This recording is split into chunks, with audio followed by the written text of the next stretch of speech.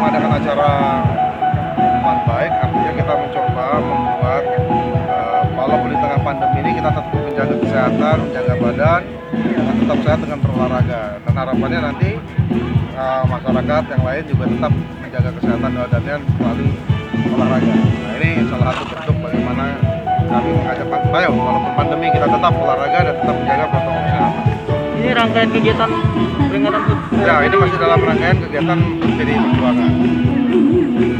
Apakah kegiatan ini bakal jadi kegiatan rutin kita pas setiap minggu atau gimana itu? Ya, artinya kita mendorong agar pengurus-pengurus PDI Perjuangan dia bersama masyarakat membuat komunitas untuk tetap berolahraga di musim masa pandemi. Dan ini juga bentuk optimisme kita bahwa sekarang udah mulai vaksinasi, kemudian kita akan berangsur-angsur menuju kehidupan yang lebih baik ke depan. Kita batasi nggak banyak-banyak karena takutnya kan kalau tadi ada problem nanti jadi masalah lagi. Makanya kita tetap batasi, terbatas agar bisa apa ya?